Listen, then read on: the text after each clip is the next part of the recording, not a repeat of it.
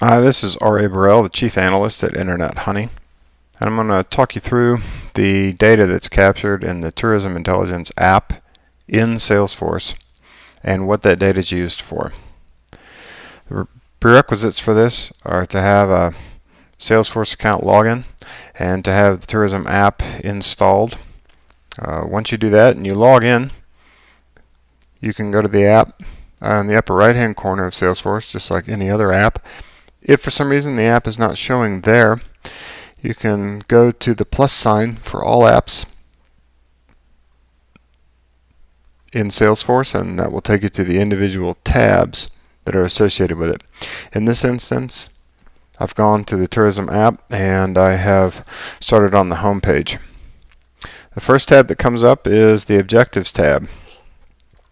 The Objectives tab has the data that is used in the scorecard to measure against a quantifiable amount. So for ad impressions, here's a target, new visitors, blogs. So these are the fixed amounts for some date range that you're looking to meet or exceed based upon your budget and your strategy.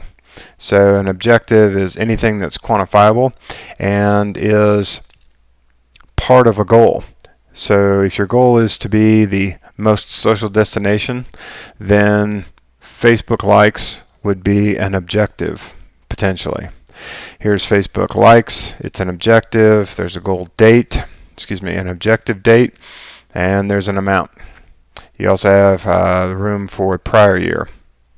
So you can also add comments if you need to have comments about, to remind yourself what was specific about that objective. So that's what's inside of objectives.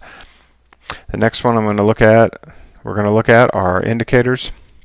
And indicators are any kind of economic indicators, such as occupancy rates, taxes. It really can be anything that you use to analyze and get a sense of where you are. So it could be market share, it could be really anything, and it has a name. You give it an amount. It could even be a rate, so it could be percentages.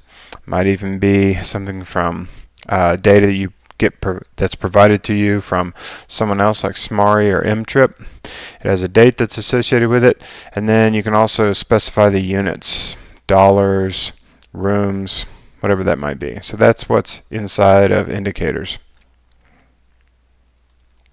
Additionally, we have impressions. Impressions are when your content is shown. So it might be an ad impression, could be impressions from PR, could be your destination page or your content was shown on TripAdvisor. And it also has, it has a count, that's the amount, it has a date, it has a type. It can also be associated with a media placement, so that if you import this data from, you can assign it to a media placement to track the number of impressions, particularly if the media placement had a guaranteed number of impressions. You can use this to measure whether or not they've exceeded or met those requirements. And then of course you can break it down by medium. Social advertising, outdoor, out of home, broadcast, etc. Traffic has a variety of things in it. Most commonly it's welcome center traffic. It could also be a specific number of traffic to a mobile site or to an outpost, something you don't manage. It may also be, if you have multiple visitor centers, you can assign it in a unique website to distinguish one from the next. Daily stats are statistics of all kinds. So there's statistics from Facebook, YouTube, social, subscribers. There's all kinds of things you can track inside of social, and these are those totals over time to see how it's trending. However, most of this information is typically things that are captured that are not already inside of Tourism Intelligence. Typically, the Tourism Intelligence analyses already have social, Facebook and Twitter. So this might be statistics you want to keep that are not gathered somewhere else, and you're going to enter them here for analysis when you pull the data in to a workbook in Tourism Intelligence. Behavior aggregates are summarized information about what your target audience is doing. As you can see here, we've got emails delivered, clicked, and opened. Could also be newsletter signups. Now, most of the time, these are already captured in Honeycomb as a behavior. However, you may also have reservations. You may have things that are manually counted that are not available through a digital source. So if you're handing out visitor guides at a show and you wanted to capture that, you can do that here. If your content's being served on someone else's platform and you wanted to record the interactivity of that, you could do that here. So that's the data that is stored inside of each of these, and hopefully this gives you a sense of where that data is going to surface and where it will be shown so that you can record it correctly.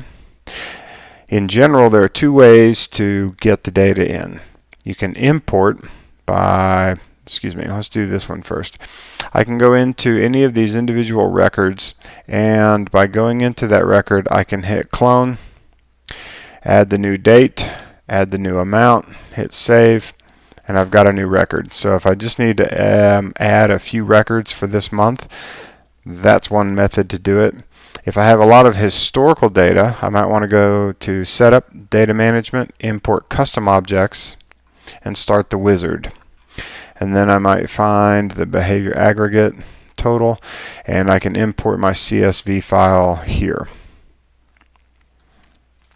Hope that helps. Good luck with your data.